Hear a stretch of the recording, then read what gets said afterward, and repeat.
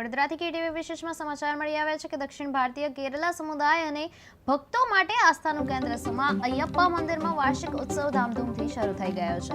આ 10 દિવસીય ઉત્સવ દરમિયાન વિવિધ ધાર્મિક અને સાંસ્કૃતિક કાર્યક્રમો યોજાશે, જેમાં પ્રારંભમાં નંદ ગોવિંદમ કાર્યક્રમનું આયોજન કરવામાં આવ્યું, જેમાં સોશિયલ મીડિયા પર લોકપ્રિય થયેલા કલાકારો ભક્તો માટે જે છે મુખ્ય આકર્ષણ બની રહ્યા છે। ત્યારે ઉત્સવની શરૂઆત ધ્વજારોહણ દ્વારા થયેલી છે, જે આ તહેવાર શરૂ થવાનો પ્રતીક છે।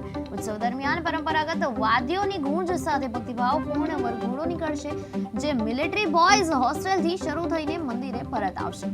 ભક્તો આ પ્રવૃત્તિમાં ભાગ લઈ ધાર્મિક ઉલ્લાસમાં વધારો કરશે। ઉત્સવનો મુખ્ય દિવસ જે છે 24મી ડિસેમ્બર રહેશે।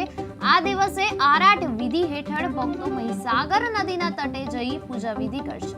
નદીને પરત આવ્યા પછી મંદિર ખાતે ધ્વજ ઉતારવાની વિધિ સાથે આ વાર્ષિક ઉત્સવનો સમારોહ પૂર્ણ થવાનો છે। આ 10 દિવસીય ઉત્સવ ભક્તિભાવ, પરંપરા અને સાંસ્કૃતિક વિવિધતા જે છે દર્શાવે છે, ત્યારે સમુદાય માટે ગૌરવ અને એકતા પ્રતીક બની રહે છે। અયપ્પા મંદિરનો ઉત્સવ પ્રમાણે નંદ ગોવિંદમ જે ગ્રુપ ભજન ગ્રુપ છે એ આખી ઇન્ડિયામાં બધી ફેમસ ગ્રુપ છે।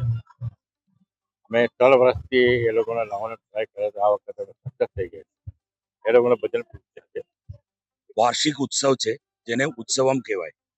આનું 5મો દિવસ છે આજે।